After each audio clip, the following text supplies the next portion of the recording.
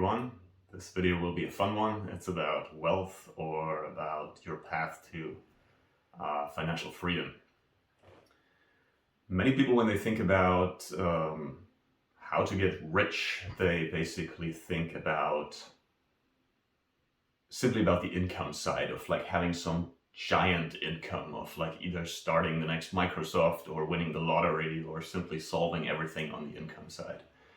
But I want to propose a bit of more accessible model and a model that I think a path that everyone can go. And I think about it as like a goose that lays golden eggs, and you're trying to feed the goose and make it fatter and fatter, and then at one point have a really nice tailwind from this goose. And so the three components, that's the way I think about it, is savings. How much can you save? Secondly, your returns on your investments. And third, time. So those three factors determine how much money you have in the end. And the first one, the savings, you can break down into income and spending, and the difference between income and spending is your savings. Yeah, and I want to talk a bit about each one of those. Let's maybe start with income. If you have the chance to start the next Microsoft, you're an entrepreneur or something like that, and you can solve everything purely on the income side and not give a shit about anything else, that's fantastic, and I advise you to go that way. But for most people, that doesn't seem like a very accessible option. And so the question is like, how can you increase your income with the means you have? There's one video I really like. It's called How to Escape Wage Slavery from actualize.org. And what he essentially says in this video is society, and especially the business and working world, is something like a giant pyramid, a Ponzi scheme, something like that, where money kind of trickles up more and more to the top. And one way to master the income side of your life basically is to become really good at playing this game. So you become really good at marketing yourself, at negotiating, at company politics, at whatever it is. So you basically learn, like you care a lot about your resume maybe, and you're really trying to play that game really well and become really good at the money-making game, basically. That's one way to basically increase your income. The other way, that's a bit more the painful way, but maybe the more elegant way ultimately, is you pick a domain of mastery, something you're uniquely good at, very interested at, and try to become as good as you can. Ideally the best in the world, but you try to become as good as you can. And at one point you're so knowledgeable and so valuable, you deliver so much value that people can't ignore you, but simply start paying you for your skills in that field. That's obviously the more elegant way, and it's the way you can combine it with your purpose, etc. I would say, if you have the chance to go that way, go that way. If you, on the other hand, you're already in a good position to make money the more traditional pyramid scheme way, maybe you wanna do that for a couple more years and then transition towards more fulfilling purpose type of work. But ultimately, I think no matter what you do, I think it's correct that the way to increase your income is delivering more value. So even if you work in a company, the way to go is to increase your value, deliver more value to your boss, and then negotiating for it and really asking a fair price for that. And the same if you have your own business, if you are a freelancer, do things for other people, it's always create as much value as you can for the other person, and then also don't shy back from asking for that. I think don't be too agreeable, don't be too nice, really, like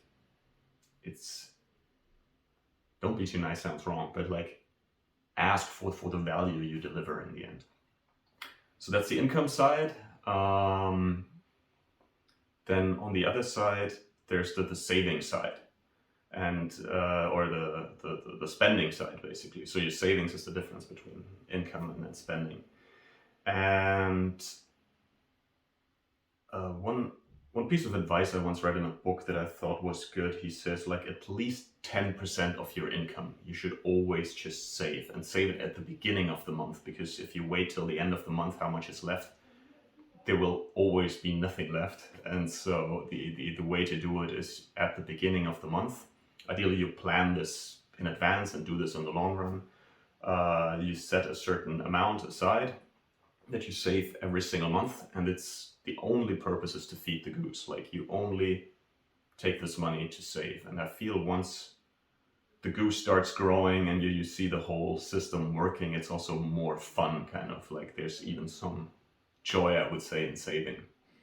The guy also says also take another 10% of your income and just blow it on something that you really like don't be too hard on yourself. The whole thing should be fun. What else did I want to say about saving? Let me see.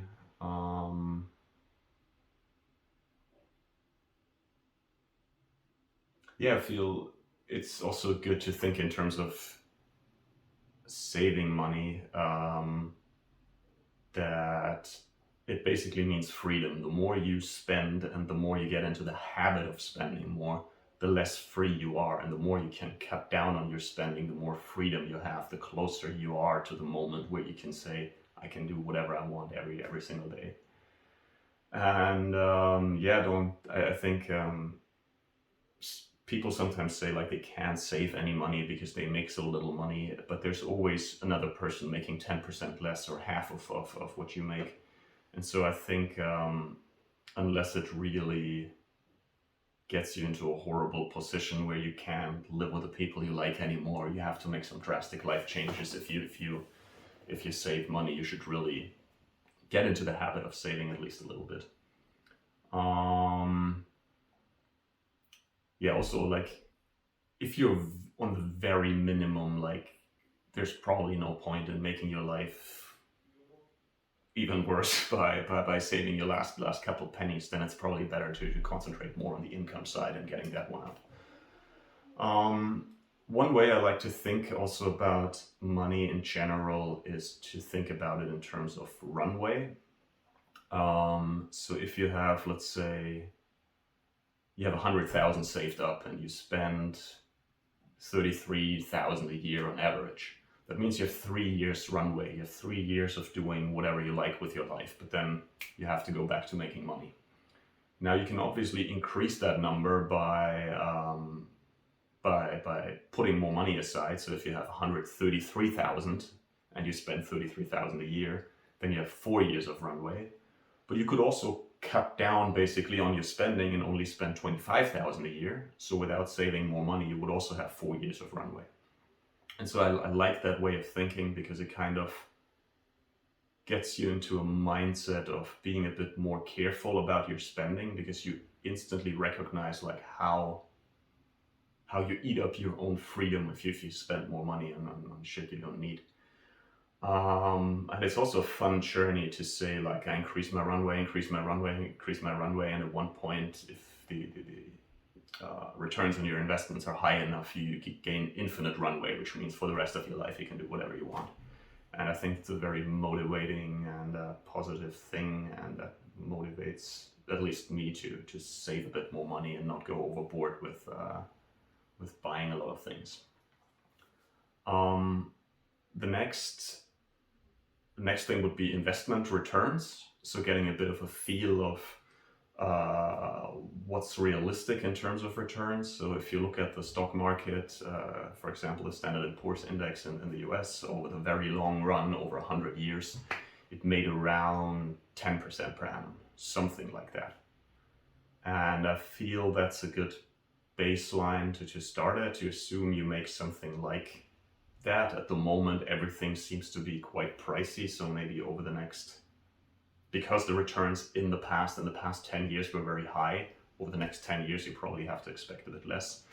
But just getting a bit of a feel about returns and also seeing how playing around with the return you get on your money changes basically the amount you can build up over time. In general, I would advise you to look at compounding tables with those three elements that I said, like the how much you save, what's your return, and how much time. And then basically you type in something like I save 10,000 a year, I make 10% a year, and I do that for the next 30 years until I retire. Like, with how much money do I retire? And then you play around with the three components, and it's a really fun exercise. I think it shows you that it's not impossible to build up $1 million on the side. Like, no matter which position you're in right now, it's not completely absurd. It just takes a long time to compound there. But I think it's a really fun thing, and it really gives you a feeling for how does the path to becoming financially free look like, and it's a fun exercise, I think. So I can maybe send you an Excel or something like that, or send you a couple of tables where you can plug in some numbers. I think that's fun. I have another slide here about returns of the best investors. Probably want to talk about that at a later point. Yeah, and the last factor is basically time. So you can see this once you have the compounding tables, that there's this saying that compounding interest is the eighth wonder of the world. He who understands it earns it. He who doesn't. Okay, sorry. Let's back up here. It's an Albert Einstein quote. It says, compound interest is the eighth wonder of the world. He who understands it earns it. He who doesn't pays it.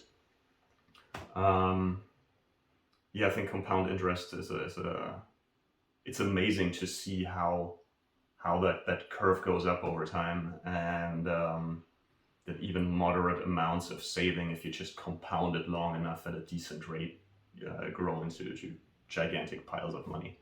There's this famous, I think, fable or something like that, or no, it's not with animals. It's about this king where somebody tells him that as a payment or something like that, all he wants is like 1 rice grain on the first field of the chessboard, and then 2 rice grains on the next, and then 4 rice grains on the next, always double. And the king says, yeah, easy, I pay that. And then obviously after half the chessboard, like, you end up with an amount of rice that's like more than the annual global harvest of rice or something like that. So it's really amazing to see how that compounding over time adds up. What else? Yeah, if you play around with those compounding tables, that's really fun.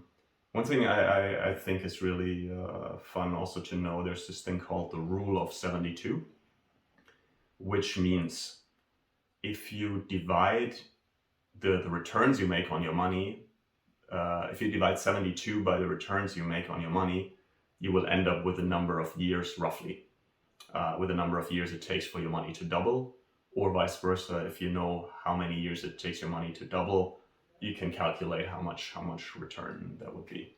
So as an example, if you make 10% per year, 72 divided by 10 is roughly 7. It means it takes 7 years for your money to double. If you make 6% per year, that fits into 72 12 times. So it takes you 12 years to double your money. And that's just interesting to know, and kind of to play around with in your mind a little bit. So if, yeah, let's say you make 7% per year, for example. And that means it takes you roughly 10 years to double your money. So in around 20 years, you double it twice. So it means like you have 4 times your money in 20 years if you make 7% on your money. Now, if you make 10% returns, for example, it takes you only 7 years to double your money. That means in a 21-year period, you have 3 doubling periods. So after 7 years, you have double. After 14 years, you have 4 times your money. And after 21 years, you have 8 times your money. So if you make 10% in a 20-year period, you increase your money 8-fold. And that's just good to keep in mind, kind of to have a bit of a feeling of like what percentage returns do what to my money and how does that compound over time. And Yeah, I think that's basically the way I think about the path to wealth. It's really this concept of like having this goose and feeding it and having some fun feeding it and seeing it grow and then it laying more and more golden eggs, and then at one point, um, you once the benefits start kicking in, it becomes really fun. So what I usually do is to stay conservative, kind of. I calculate something like 5% returns after inflation that I get on my money. So that means if I saved, let's say, 120,000 every year, I make 5%. That's $6,000, and per month that would be 500. That means if I just save 120,000, I know it may sound like a lot of money to some of you, but it's doable over the long run. You already get $500 every month as like passive income that you never have to work for again. So $500 every month. If you have 240,000 in the bank, you already get $1,000 every month. And that's already the point where you can say like, okay, I could move to Thailand now and never have to work again. And that's the way I like to think about it. And it's important that the goose is not for eating. You never slaughter the goose. You don't eat the meat of the goose. You eat the golden eggs. That's the point. So whenever you put money aside, I would really mentally think like, okay, this is for feeding the goose, and I will never eat the goose. The goose is just here to support me, and it's not money that I put away for the next 5 years to then buy a bigger house for myself or something like that. It's really takes some amount of your money, and even if it's tiny, even if you can only save a little bit, but put that aside for creating this compounding machine basically, and not for spending it in a couple of years. That's it for the moment.